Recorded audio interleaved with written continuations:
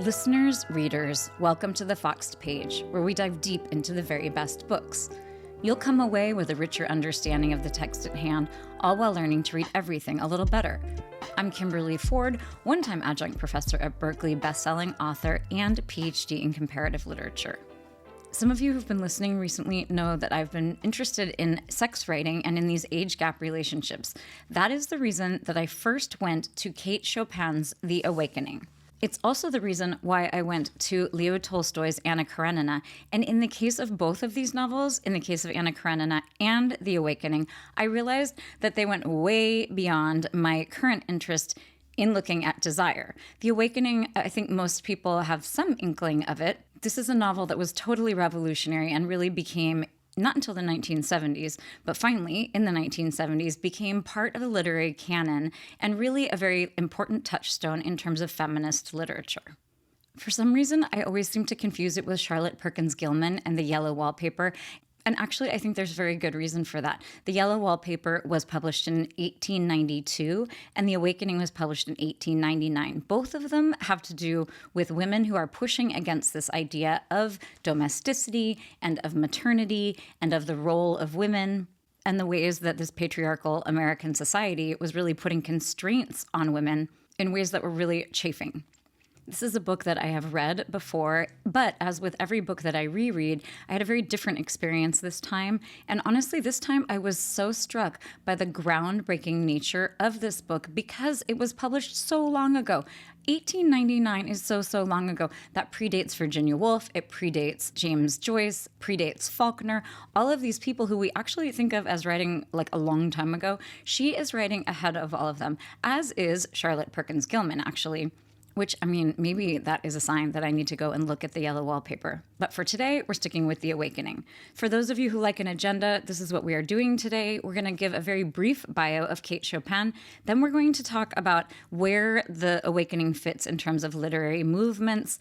As with Anna Karenina, which was my most recent lecture, sometimes it seemed kind of important here just to situate it because it is a book that seems like a very good example of realist fiction. And I think it's interesting to look at the historical era, the Victorian era, and to sort of see why its position as a realist novel is important. We're then going to dive into the text. We'll talk about the title. We'll look at the first paragraph. We'll look at the narrator, really nimble, excellent third-person narrator here. Then we're going to touch briefly on a couple of elements of figurative language, symbolism, foils, foreshadowing, all of this kind of stuff that you learned back in sophomore English.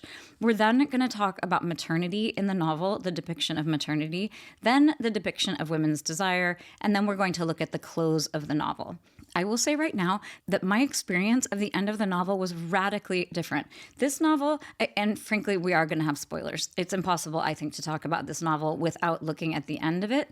And in some ways, it's so cool that we're looking at it right after Anna Karenina because both of them come to a similar end and have a lot of similarities in terms of seeing themselves as mothers and seeing themselves as wives and really being involved with very passionate love affairs. And I was fascinated this time when I was reading The Awakening because, in fact, she takes her life at the end. But this time, it seemed entirely different to me. So I'm going to try to convince you that it is not quite the tragic ending. It's not some sort of moralizing thing about how, if you have an affair, you're going to get so upset about it that you're going to kill yourself. I will argue that it is something very different. Okay, we're going to dive into a brief bio of Kate Chopin. I mean, honestly, even her name sounds kind of modern and cool. Her name, in fact, when she was born, was Catherine O'Flaherty. Her mom was French-Canadian. Her dad was Irish. She went by Kate. She was born in 1850 in St. Louis, but was very much identified with the South, with Louisiana. In fact, that is where The Awakening is situated. A lot of her short fiction had to do with that setting, but she did spend most of her life in St. Louis. She married Oscar Chopin in 1870, so she was 20 years old. Then from 1871 to 1879, in 8 years, she had 6 children. So, allow me to repeat that, 6 kids in 8 years. And very soon after that, 3 years later, her husband died, and not only did he die and leave her with the 6 children, but he died and left her with $42,000 of debt. It is not surprising to me that maternity is one of the big things that we see in her writing, because she would have just been absolutely steeped in the reality of being a mother to all of these children, and in fact being a single mother. A lot of people have the impression that she was able to live on her writing, and she was very successful. She wrote a lot of short fiction. It was published in a whole bunch of different magazines, one of them being Vogue, which I like that just because I like Vogue magazine and I like that it's still around. The other ones were big magazines at the time but are now defunct. But the fact is, she was, very successful at writing and had a lot of critical acclaim during her lifetime. But when she wrote The Awakening, which came out in 1899, it was one of, I think, maybe only 2 novels that she wrote. And it did not do as well in terms of the critics, largely because of the subject matter that she was tackling, which it is not surprising to me at all that in 1899 this book was not received favorably. But she was very discouraged by that, and frankly, she was kind of surprised. There are a couple of quotations where she's talking about how she did not anticipate Mrs. Pontellier, I think that's how they would say it, that she was not really expecting Edna to make such a stir, and that maybe if she knew that this was going to happen, she would not have written the book.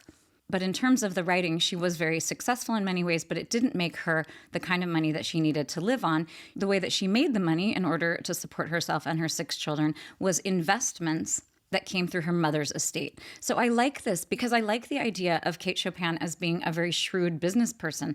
I also like the fact that it came through her mother's estate. I mean, presumably that was managed by men on the maternal side of her family, but somehow I like the idea of it sort of feeling matriarchal. She was not related to Chopin. I mean, obviously, she would have only been related. I'm talking about the composer. She would have only been related by marriage, but her husband was also not related to Chopin, although they had a son named Frederick.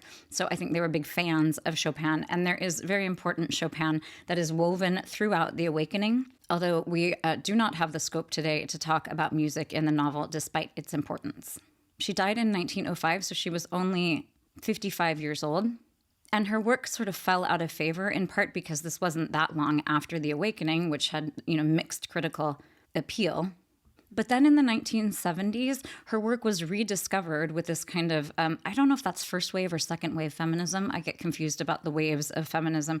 But it was acknowledged as being really important and being really formative and foundational for the feminist movement. So it became part of the canon. There was some excellent statistic that in 1991, there were 8 different people who wrote their doctoral dissertations on her. Importantly, she was not only important for feminist literature, but also for Southern literature. Looking at The Awakening did make me realize that we need to look more at Southern writing in general and at Southern women writers. So we're talking about Eudora Welty, Carson McCullers, Zora Neale Hurston, Flannery O'Connor, Harper Lee. I am so interested in regional literature, especially in this country where we really do have such large regional differences in many ways. When I was in college and I was getting my degree in Spanish literature, I took a class in regionalist Argentine literature, and we had this visiting professor, and it was incredible. But for me to try to parse the different regions of Argentina, it was really taxing. And we are talking about flora and fauna and very specific things, really kind of a big demand, but certainly made me appreciate just even the concept of regional literature. Now that we have a sense of Kate Chopin's life, we are going to situate the novel itself in the literary moment in which it was written, and in fact, the one that I think it is a very good example of. So for me, this is very solidly in the realist tradition. One of the things to think about in terms of realism is that it coincides very neatly in many ways with the Victorian era. Those of you on the YouTube will note that I'm wearing something. It's not quite, a Victorian moment. If I still had my Jessica McClintock Gunny Sacks dress, from when I was, I don't know, maybe a freshman in high school, maybe 8th grade, something like that, I could have put that on and been the picture of the Victorian era. But I think this was as close as I was going to get with these puffy sleeves, long sleeves, and, a high neck, a lot of coverage in general. Lots of people see the beginning of the realist novel as 1851 with the publication of Madame Bovary. And of course, all of these things are slightly arbitrary. But for my purposes, it's very neat to think that the realist novel was essentially 1850 to 1900. Toward the end of the 19th century, we are having naturalism, which is kind of like a hyper-realism, and it usually has a political slant. Think of Zola, people who were trying to make kind of a big statement with their hyper-realist novels. This also, as I mentioned, coincides with the Victorian era, which is also roughly 1850 to 1900. One of the things that's most interesting to me is how women were viewed at this time. So all you have to do is think of these Victorian dresses, like with the very, very high necks and the very long sleeves and the artificial bustles, and just like all kinds of coverage of women. This was a time when women were viewed as ornamental, they were viewed as weak, they were viewed as something that needed to be protected. They certainly were not viewed as someone who had any kind of sexual desire, and really not very much agency at all. So it's important to see Kate Chopin as writing within the realist tradition, which also coincides, again, with the Victorian era, but really writing against this idea of the woman that was kind of characteristic of the Victorian era. It's also interesting for me to think about how women were viewed in the American South. I think in many ways, if you're a pioneer woman in Oregon or in California, in the 19th century, you're not going to be viewed necessarily as ornamental. And as we move through, we're going to see the radical nature of this work. But it's important at the outset just to understand that talking about women, focusing on the life of this woman, and there's several different women who are important throughout the novel, but focusing on the life of Edna Pontellier is kind of radical in and of itself. And certainly the idea of focusing on her sexual potency and her desire was pushing hard against the Victorian era. Before we move away from this idea of situating the novel in its literary moment, I want to touch quickly on one of the main influences on Kate Chopin, which is Guy de Maupassant. You think of The Necklace, think of short stories, big writer of short stories, as was Chopin, and kind of predominantly of stories that have kind of a surprise ending. For a long time, that was kind of, the formula of the short story. There would be some sort of turn at the end that would shift the whole thing. But what I'm interested in here is a quotation where we see Chopin talking about why Maupassant was so important to her. And this is such an interesting commentary on the idea of realist fiction. So here's what she says. I read his stories and marveled at them. Here was life, not fiction. For where were the plots, the old-fashioned mechanisms and stage trapping that in a vague, unthinkable way I had fancied were essential to the art of story-making? Here was a man who had escaped from tradition and authority, who had entered into himself and looked out upon life through his own being and with his own eyes, and who, in a direct and simple way, told us what he saw. So this is very interesting. We talked about the realist novel as having this omniscient narrator, this third-person narrator that was actually fairly removed and would occasionally dip into the minds of characters. We looked at that in Anna Karenina.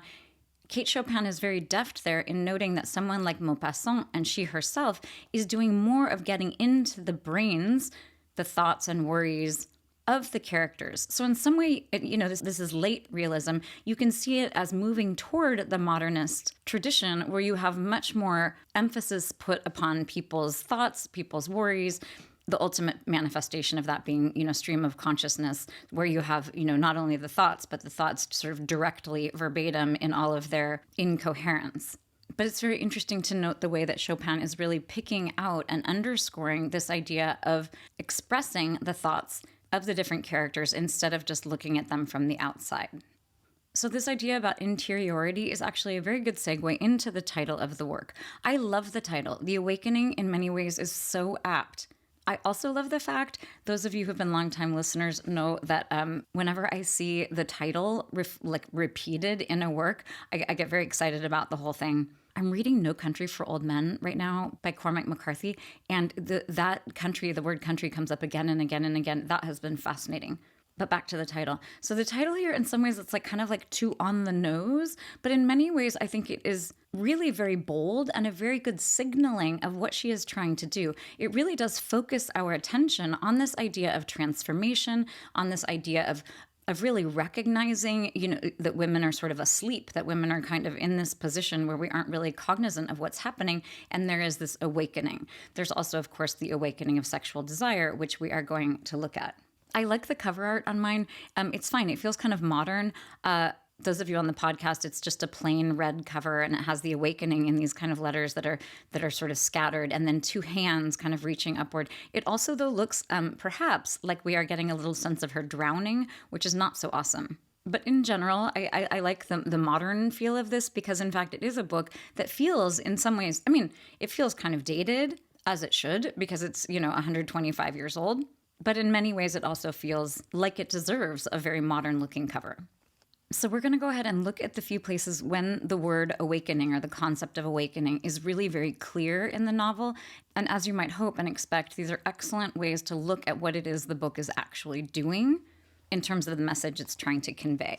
So one of the first examples is on pages 58 and 59. And this is such an interesting description of marriage.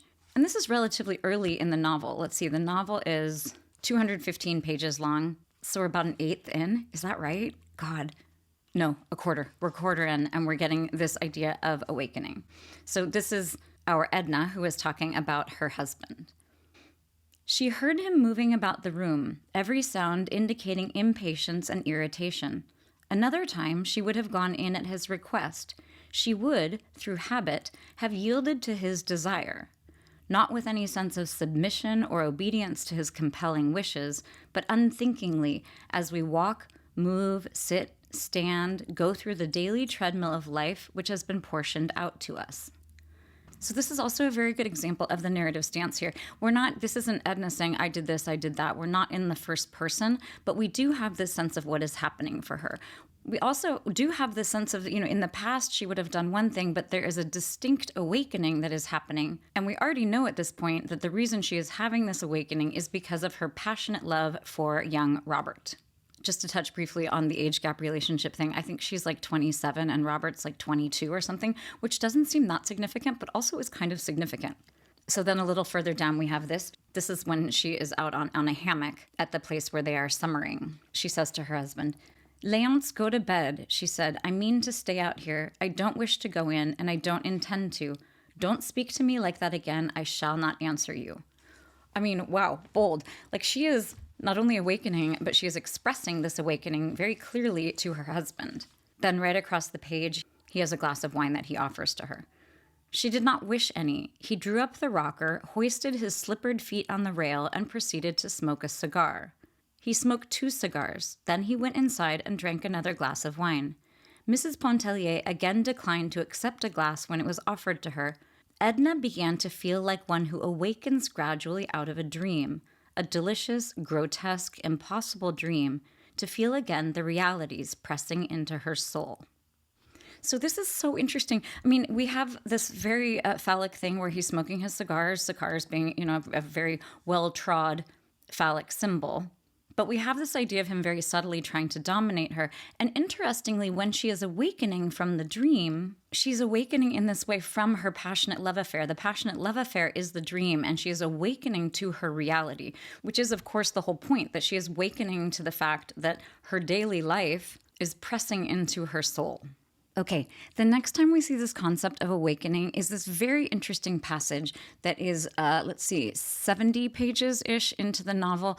It's this very strange and really beautiful and well-done kind of amalgamation of this kind of fairy tale and this kind of really in some ways like leaning more toward modernist writing. And it has everything to do with awakening. So what we have here is Robert and Edna, very early in their relationship. They've gone out to an island, and there's a woman named Madame Antoine who lives there. And we actually have a situation where Edna takes this nice long nap. That's the sort of fairy tale part of it. So on page 69, we have this. Madame Antoine had laid some coarse, clean towels upon a chair and had placed a box of poudre de riz, rice powder, within easy reach. Edna dabbed the powder upon her nose and cheeks as she looked at herself closely in the little distorted mirror which hung on the wall above the basin. Her eyes were bright and wide awake, and her face glowed. When she had completed her toilet, she walked into the adjoining room. She was very hungry. So we have this idea here of, it's very important that she's looking in the mirror, she's seeing herself, she's seeing this reality, but it's a distorted reality. She's also in a liminal space. She's on this island that is not her home. It's not her permanent destination. Liminal spaces simply being spaces that are kind of in between, and they're places where a lot of transformation can or cannot happen. In this case, there is. So her eyes are very wide awake. She recognizes this idea of awakening. She's also very hungry, which speaks to desire. And in fact, she does have quite a meal. So on the next page, on 70, she poured some of the wine into the glass and drank it down. Then she went softly out of doors, and plucking an orange from the low-hanging bough of a tree, threw it at Robert, who did not know she was awake and up. So very importantly here, we have this orange tree. Anytime you have a fruit like this, usually it's an apple, you should think of the Garden of Eden, you should think of the tree of knowledge, you should think of Eve plucking the fruit. And I think it is amazing here that here we have this orange instead of an apple, which I like. It speaks to the place. It speaks to, Kate Chopin putting her own stamp on this Edenic setting. But I also love that she throws it at Robert. I mean, this is a woman who is really, she has awakened and now is after a nap and is now really feeling enough agency that she's literally throwing things at the object of her desire. And then it goes on. An illumination broke over his whole face when he saw her and joined her under the orange tree. "How many years have I slept?" she inquired. "The whole island seems changed. A new race of beings must have sprung up, leaving only you and me as past relics.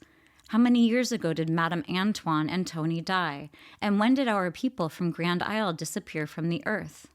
He familiarly adjusted a ruffle upon her shoulder. Oh my gosh, you can hear how I stumbled over familiarly. I mean, that is a real indication. Even when you're reading it, man, adverbs are just not great. Moving along here. Robert speaks. "You have slept precisely 100 years. I was left here to guard your slumbers, and for 100 years I have been out under the shed reading a book. The only evil I couldn't prevent was to keep a broiled fowl from drying up. If it is turned to stone, still I will eat it," said Edna. So this is so interesting. On the one hand, you can see his role as being the guard, as kind of taking away from her power, that he's essentially the one who still has the power. But it's interesting that he's doing something domestic. He's supposed to be cooking a meal for her during this period of time. So we really do have this interesting role reversal. We also have, of course, this period of sleep. She's equating it to an entire century, which is speaking to this transformation. And then we have him talking about how she has changed. While Edna slept, Robert had foraged the island. He was childishly gratified to discover her appetite and to see the relish with which she ate the food which he had procured for her. So you have this idea here of hunger and of him providing something and her really taking advantage of it, which I think we can really read as general desire and as somewhat of a sort of sexual desire also. So in essence, we have this passage that's very fairy tale-like where we have her actually sleeping and actually awakening, but this passage is entirely involved with this idea of her passion for Robert, which is the mechanism. This is sort of the thing, her passion for him, which is outside of marriage, outside of domesticity, certainly outside of maternity. It is that which is awakening her to the fact that her sort of normal life, her domestic and maternal and marital life, is a sort of, a slumber that is not a great thing. She's sort of, just going through the motions. And the last example of this idea of where the title comes up in the text is on page 202. So we're getting very close to the end of the novel. And this is a direct reference back to that she slept on Grand Isle and then awoke. So she's speaking to Robert. "I love you," she whispered, "only you, no one but you. It was you who awoke me last summer out of a lifelong stupid dream. Oh, you have made me so unhappy with your indifference. Oh, I have suffered. Now you are here, we shall love each other, my Robert. We shall be everything to each other. Nothing else in the world is of any consequence. I must go to my friend, but you will wait for me? No matter how late, you will wait for me, Robert?" So here we have this direct idea of this awakening, and it's very, she puts a pretty clear stamp on it here, this idea of, "It was you who awoke me last summer out of a lifelong stupid dream." Stupid's actually kind of funny there. It just seems like such a kind of a light, kind of silly word to talk about her entire existence. But this idea of the lifelong dream and her passion for him as having awoken her is very clearly stated at a couple of very key points all throughout the book. So I think looking at these different instances when we see, the idea or even the word awakening throughout the novel is a very good way to look at the prose. But I want to kind of take one step back and look at the very opening of the novel, in part because the prose is so interesting and engaging, but also to take a look at the way that all of this idea of Edna awakening is really taking place within this very kind of patriarchal situation. So on page 3, we have this opening. A green and yellow parrot, which hung in a cage outside the door, kept repeating over and over, allez-vous-en, sapristi, that's all right. He could speak a little Spanish and also a language which nobody understood, unless it was the mockingbird that hung on the other side of the door, whistling his fluty notes out upon the breeze with maddening persistence. Mr. Pontellier, unable to read his newspaper with any degree of comfort, arose with an expression and an exclamation of disgust. He walked down the gallery and across the narrow bridges which connected the Lebrun cottages one with the other. He had been seated before the door of the main house. The parrot and the mockingbird were the property of Madame Lebrun, and they had the right to make all the noise they wished. Mr. Pontellier had the privilege of quitting their society when they ceased to be entertaining. This is so good. It's always, I'll say it again, so interesting to go back and look at the very beginning of a book once you have finished it. So I love the idea of beginning with this parrot. We're beginning with the idea of nonsense. We're beginning with the idea of mocking. We have this mockingbird. We have just the idea of parroting things. And I think in lots of ways we're asked to look at Mr. Pontellier. He's very upset and kind of exasperated by these birds. But I think they can be symbolic both of this kind of this milieu in which they are operating, this idea of these people of leisure, but also society in general, this idea of all of these different languages. You have some French, you have some Spanish, you have some other language no one understands. It's this broad look at society that even he is kind of pushing away from. We also have this idea that, the parrots are meant to be entertaining. They're meant to be, beautiful. They're green and yellow. They're meant to be exotic, much the way that a woman is meant to be kind of ornamental and is meant to entertain men. And the way that he's pushing away these birds, sort of walking away from them, is in many ways reflective of the way that Edna is going to, the way that his marriage is going to sort of break down. Of course, we have the idea of birds. That's more in England, I think. But, the idea of women as being birds. So in some ways, focusing on Mr. Pontellier in the beginning is kind of odd because it seems like the story should be Edna's from the very beginning. But I think it's really interesting to situate us in this environment so that we can really see what it is that Edna is awakening from. I want to take a minute to talk about the names in the book. I was so fascinated. I love it when names have a lot of significance. And this is definitely the case in this book. So Pontellier, P-O-N-T in French would be like a bridge. And right at the beginning, we have this idea of the bridges between all of these cottages in this place in Louisiana where they are on the coast. But what's interesting, of course, is like a bridge, a Pontellier would be like a bridger, like someone who is creating bridges. And in this case, the bridges between Mr. and Mrs. Pontellier are really not functioning well. We then have Robert Lebrun. So when you say Robert, there is a sense of robber, like he is robbing Edna away from Mr. Pontellier. So you have this idea of him as being a robber. Later, she is involved with someone named Alce, a robin. So again, we have this idea of a robin, like somebody is robbing things, which it's funny, on some level that should feel heavy-handed, and yet it really doesn't. We also then later we have this Mademoiselle Reisz, R-E-I-Z. So what's very important about her, she's a much older woman, but because she is mademoiselle, we know that she has never married, and she is someone who actually has a lot of power in the society. Well, not a lot of power, but she has like a pretty solid social standing. But this idea of her as rising and the idea of her as helping Edna to rise is very significant because she is this independent woman who didn't have children and who didn't have a husband and yet is rising. We have Madame Ratignolle, who is, she's the archetypal mother here. She has many children. She's always seen in this role of mother. And you have this idea of Ratignolle, which is kind of like rat in a hole. You might argue that that's too much and that I'm stretching here, which is fine. But I really do think you can argue that she is very much trapped. It's a name that just doesn't have great connotations. In society, which our Edna is often pushing very hard away from the society, we have Mrs. Merriman and Mrs. Highcamp. So Merryman, it's, someone who is very merry. Highcamp, you have this idea of society as being high, high society. So these are kind of these archetypes of these society people. And the last names are so indicative, and maybe in some ways kind of ironically so, indicative of what they want to be, which is merry and sort of high society. We have Edna, who is obviously our main person, which means delight or rejuvenation, which I love. In some ways, what she is looking for is delight. She's looking for joy, and she's looking for happiness when she is not finding it in her maternal and domestic sphere. But also the idea of rejuvenation or rebirth is so important because we do, in fact, have her, there is a sort of rebirth that we see throughout. Her sons are named Raoul and Etienne. They are 4 and 5.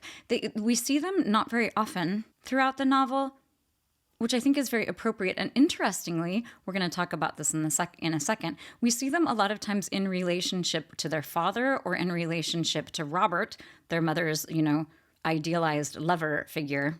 One very important element that actually, is indicated by these names is that there is this kind of sentiment that the reason why Kate Chopin got away with writing about Edna Pontellier is that this was this kind of French, this French Creole population in Louisiana that were sort of known as being kind of foreigners. I actually should have looked up when Louisiana became a state. If you're on the YouTube, I will flash the year in which Louisiana became a state. But obviously for a long time, it was under French rule. It had been under Spanish rule. So I think there is this sense of Americans as these other kind of populations as existing alongside people who were like truly American, which God knows what that meant in the end of the 19th century. But there is this idea that some of this sensuality and some of this kind of rebellion on the part of Edna was somewhat more acceptable because she is part of this kind of international group, which maybe had a little more leeway when it came to desire.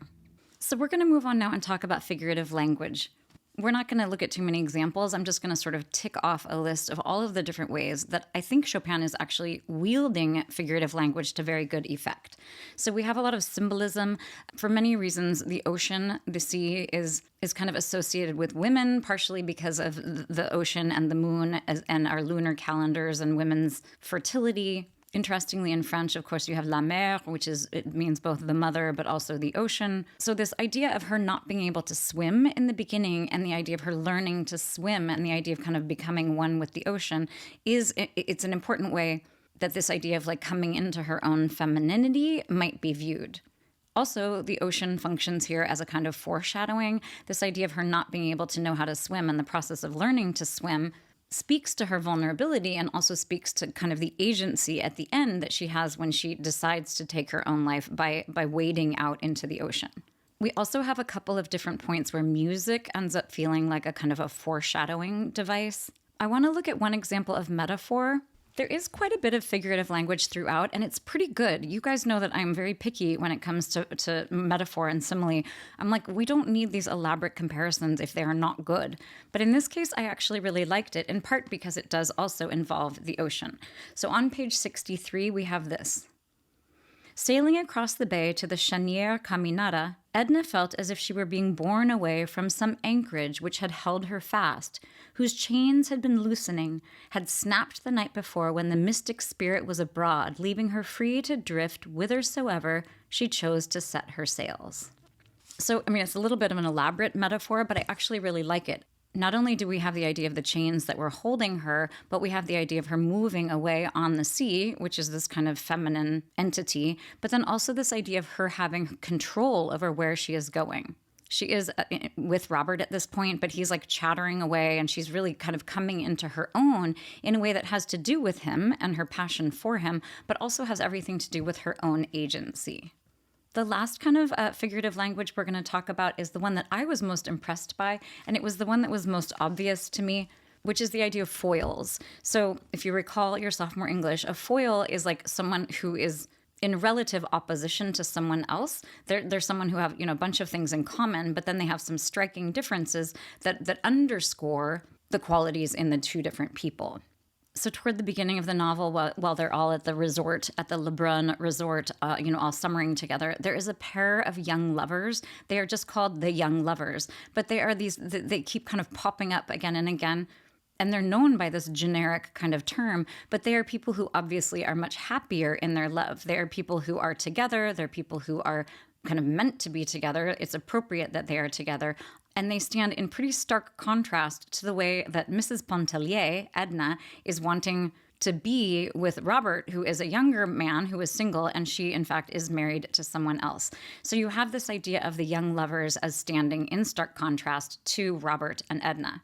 We also have Mademoiselle Rise as this other kind of Rise, as this other kind of foil. So we have this independent woman who never married, never had children, and who has a pretty, serious and pretty solid social standing in comparison with Edna, who is literally sort of drowning in domestic and societal expectations. Which is a great segue into the other one of the major foils in this novel, which is Madame Ratignolle, who is like this kind of uber mom. And Edna is always like in actually very kind of obvious contrast. It should have felt kind of more like on the nose and sort of like overdone, but it didn't feel like that to me, which is actually a real testament to the prose here and to the way that Kate Chopin is being very upfront with these things, but in a way that is very palatable. So we have a good example of that on page 16. In short, Mrs. Pontellier was not a mother woman. Mother woman is like a hyphenated, sort of concept there. The mother women seemed to prevail that summer at Grand Isle. It was easy to know them, fluttering about with extended, protecting wings when any harm, real or imaginary, threatened their precious brood. They were women who idolized their children, worshipped their husbands, and esteemed it a holy privilege to efface themselves as individuals and grow wings as ministering angels. Here we also not only do we have the foil of these other mother women, but we also have this kind of mixed and extended metaphor here with this idea of the women fluttering with these wings, kind of in a bird-like thing, and then also like angels. Many of them were delicious in the role. One of them was the embodiment of every womanly grace and charm. If her husband did not adore her, he was a brute, deserving of death by slow torture. Her name was Adele Ratignolle. So here we have this very pointed and I think very kind of complex and interesting way to introduce this person who is a direct foil for the ways that Edna is resisting her role as a mother. We also see Mrs. Ratignolle and her husband and children as kind of providing this notion of like perfect domestic harmony. In fact, that phrase is used by Chopin in this excellent description on page 104 and 105. So Mrs. Ratignolle, Madame Ratignolle, is not only a foil in terms of her motherly role, but also just in terms of the domestic. So on 104, we have this. Edna felt depressed rather than soothed after leaving them. The little glimpse of domestic harmony which had been offered her gave her no regret, no longing. It was not a condition of life which fitted her, and she could see in it but an appalling and hopeless ennui. She was moved by a kind of commiseration for Madame Ratignolle, a pity for that colorless existence which never uplifted its possessor beyond the region of blind contentment, in which no moment of anguish ever visited her soul, in which she would never have the taste of life's delirium. Edna vaguely wondered what she meant by life's delirium. It had crossed her thought like some unsought extraneous impression.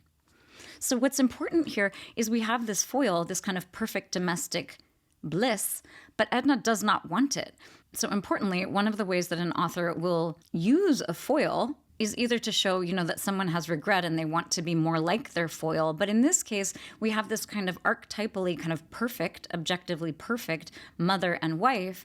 And yet Edna is not interested in being any of those things. So it's a little unusual to have a foil like this and to have the protagonist really pushing against the foil and really stating very clearly that she does not want the life of her foil. I want to look a bit more deeply at this idea of maternity. This is another one of those times when Kate Chopin is very sort of outspoken in a way that I really appreciate. It's interesting to kind of like try to cast yourself back to the end of the 19th century when women in that Victorian era, both in the United States and in England, and I imagine in other places across the world, were really looked upon just as a vehicle for procreation. And I mentioned before that we often see the young boys, the 4 and 5-year-olds, in relation to either Robert or Mr. Pontellier. And at the very beginning of the book on page 6, we have this. Both children wanted to follow their father when they saw him starting out. He kissed them and promised to bring them back bonbons and peanuts. So this is the end of the very first chapter, and it's very interesting that the first time we see these young boys, it is the two of them interacting with their father. He's kissing them, he's promising them things, he's doing things that are actually very sort of maternal. Then on page 9, we have one of the first introductions of Robert and this interaction between Edna and Robert. So right from the beginning, we see them together. We see them being like fairly bold about their desire for one another. We find out, in fact, in this interaction, very early in the book that her mother is dead. It's a very important part of the kind of quick biography that she is giving to Robert. And then at the end of the second chapter, at the end of the first one, we see the children with their father. At the end of the second chapter, only pages later, we see them in relationship to their mother. And kind of shockingly, we don't, in fact, have Edna interacting with her children. We have her young lover interacting with them. So at the end of the second chapter, you have Robert interacting with these young boys. And not only do we have him interacting, but we have Mrs. Pontellier, Edna, really not interacting with them. So at the end of page 9, we have this. When Mrs. Pontellier left him to enter her room, the young man descended the steps and strolled over toward the croquet players, where, during the half hour before dinner, he amused himself with the little Pontellier children, who were very fond of him. So we have these two men in the first two chapters who are really standing in. And in the second one, in particular, we have Mrs. Pontellier off in her room while other people are doing these sort of maternal things. Just a couple of pages later on pages 10 and 11, I mean, this is all being piled up really pretty heavily at the very beginning of the book. We have Mr. Pontellier thinking this about Edna. He thought it very discouraging that his wife, who was the sole object of his existence, evinced so little interest in things which concerned him and valued so little his conversation. Mr. Pontellier had forgotten the bonbons and peanuts for the boys. Notwithstanding, he loved them very much. I mean, honestly, like nobody's doing great parenting here. Right across the way, he reproached his wife with her inattention, her habitual neglect of the children. If it was not a mother's place to look after children, whose on earth was it? And of course, they have a lot of babysitters and nannies and stuff happening here. But he's getting to this much more important truth here, at the very beginning of the book on page 11, about the fact that she is not maternal. I'm just glancing at the page here, and at the bottom, it's the beginning of the next paragraph, but it says this. Mrs. Pontellier was by that time thoroughly awake. So that was just her waking up. But this idea of waking does come right after this idea that she was not a great mother, which just speaks to the way that all of this is so well woven together. Then on page 88, we have an even more striking and even more kind of bald statement about how Edna feels about her children. So I'm kind of in the middle of 88. Edna had once told Madame Ratignolle that she would never sacrifice herself for her children, or for anyone. Then had followed a rather heated argument. The two women did not appear to understand each other or to be talking the same language. Edna tried to appease her friend, to explain. I would give up the unessential. I would give up my money. I would give my life for my children, but I wouldn't give myself. I can't make it more clear. It's only something which I am beginning to comprehend, which is revealing itself to me. And there is an interesting kind of conundrum there. She's saying she would give her life for her children. Like if it came down to it, she would sacrifice herself, meaning, she would stand in for them and die. But if she is going to live, she is not, in fact, going to live a life where they are her sole occupation. It's also very important here, of course, that she is talking to Madame Ratignolle, who is the archetypal mother figure in the novel. It's really interesting to take a step back and think about Anna Karenina. You do not have to have read it for me to tell you. It was published about 20 years before The Awakening, but in it, Anna is very hostage to this idea that she doesn't want to leave her son. She understands that if she goes off with Vronsky, she will in fact be abandoning her child, and it is one of the driving forces. She herself is very ambivalent about leaving him behind. It's interesting to me that 20 years later, we don't have a lot of that. Of course, the reason I'm saying that is because at the end of the novel, we do have a little bit of ambivalence. So on page 213, this is right before she is going to take her life by wading into the ocean, and we have this. And we're going to get to this, but the very important thing about the end, she is walking into the ocean. She is taking her own life because her love for Robert is unrequited. In the meantime, she has had this experience with a robin, I'll say a robin, but that has only served to prove that she is just hopelessly in love with Robert, who is not returning her devotion. So we have this. She had said over and over to herself, today it is a robin, tomorrow it will be someone else. It makes no difference to me. It doesn't matter about Léonce Pontellier, but Raoul and Etienne. She understood now clearly what she had meant long ago when she said to Adèle Ratignolle that she would give up the unessential, but she would never sacrifice herself for her children. Despondency had come upon her in the wakeful night and had never lifted. There was no one thing in the world that she desired. There was no human being whom she wanted near her except Robert. And she even realized that the day would come when he too, and the thought of him, would melt out of her existence, leaving her alone. The children appeared before her like antagonists who had overcome her, who had overpowered and sought to drag her into the soul's slavery for the rest of her days. But she knew a way to elude them. She was not thinking of these things when she walked down to the beach. I mean, soul's slavery, like this is a pretty serious condemnation of what it is to be a mother. It's also so interesting that we have this relatively long passage and then this idea of she was not thinking about these things as she was walking down to the beach. I mean, in some ways that seems like kind of illogical, but what we are meant to take away, I strongly believe, is that these are thoughts that she has had for some period of time. These are thoughts that are very habitual. These are thoughts that are very deep. We know, in fact, that she had them in the middle of the night, and she is already resolute. She already knows what she is going to do, and she's kind of worked through this idea of abandoning her children, and very clearly she feels justified in this idea of not wanting to live a life unless she has this kind of passion. So we were going to take a close look here at the idea of desire and sex writing. And we're not going to actually do that because I don't think we really need to. There was one short passage where essentially she was talking early in the book on page 156 about the idea of not having shame and remorse. I mean, even at that early point in the book, she was already sort of working out the importance of passion and the importance of this relationship with Robert, even if it is unrequited. And honestly, we don't need to talk about the sex writing because there really isn't any. At one point, we realize that she and Robert have had this kind of very ardent kiss. And there are two different times where I believe that we are meant to see that she and Alce a Robin have actually had sex. But there's that kind of thing where it's not described. It's totally elided. I can just read this very brief part to you. Edna speaks first. "I thought you were going away," she said in an uneven voice. "I am, after I have said good night." "Good night," she murmured. He did not answer, except to continue to caress her. He did not say good night until she had become supple in his gentle, seductive entreaties. Which I think is kind of funny. I mean, if I'm going to find fault with some part of the book, I think this kind of idea of she had become supple to his gentle, seductive entreaties, that to me is not like a super strong description or even kind of an elision of what is happening there in terms of sex. So even though we don't have a lot of comment about sexual desire, and we certainly don't have passages where we're describing any kind of physical interaction between Edna and either Alce a Robin or Robert, who is her idealized, unrequited love, the idea of desire and passion is really strong all throughout and really does culminate in the end.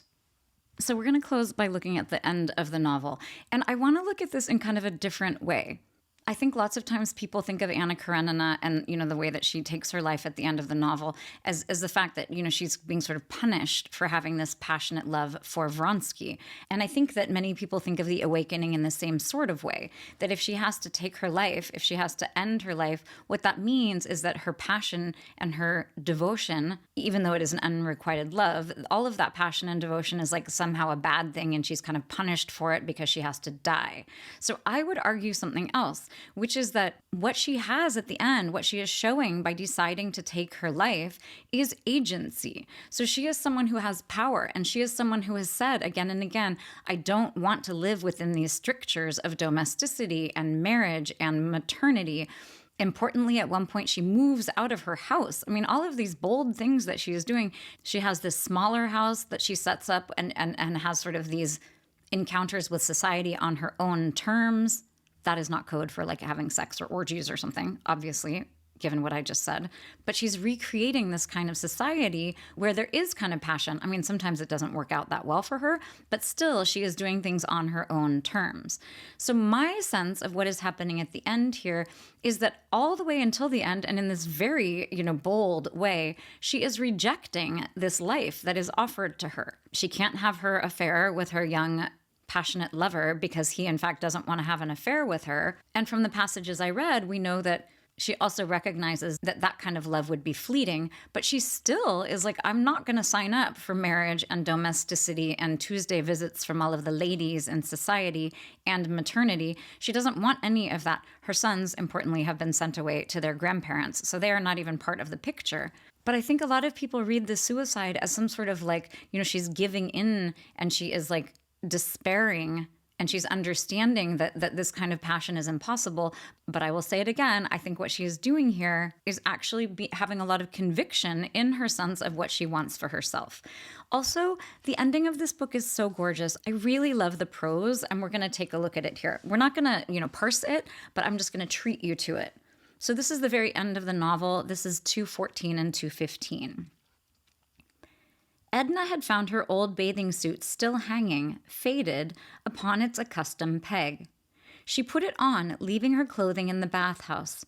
But when she was there beside the sea, absolutely alone, she cast the unpleasant, pricking garments from her, and for the first time in her life stood naked in the open air at the mercy of the sun, the breeze that beat upon her, and the waves that invited her. Obviously, I love this. I'm a fan of nudity. And certainly the idea of being naked in public in 1899, even if you are on the way to take your own life. How strange and awful it seemed to stand naked under the sky. How delicious. She felt like some newborn creature opening its eyes in a familiar world that it had never known. The foamy wavelets curled up to her white feet and coiled like serpents about her ankles. She walked out. The water was chill, but she walked on. The water was deep, but she lifted her white body and reached out with a long, sweeping stroke. The touch of the sea is sensuous, enfolding the body in its soft, close embrace. She went on and on. She remembered the night she swam far out and recalled the terror that had seized her at the fear of being unable to regain the shore. She did not look back now, but went on and on, thinking of the blue grass meadow that she had traversed when a little child, believing that it had no beginning and no end. Her arms and legs were growing tired. She thought of Léonce and the children. They were a part of her life, but they need not have thought that they could possess her, body and soul. How Mademoiselle Reisz would have laughed, perhaps sneered if she knew. And you call yourself an artist. What pretensions, madam! The artist must possess the courageous soul that dares and defies. Exhaustion was pressing upon and overpowering her. Goodbye, because I love you. He did not know, he did not understand, he would never understand. Perhaps Dr. Mandelet would have understood if she had seen him, but it was too late. The shore was far behind her, and her strength was gone.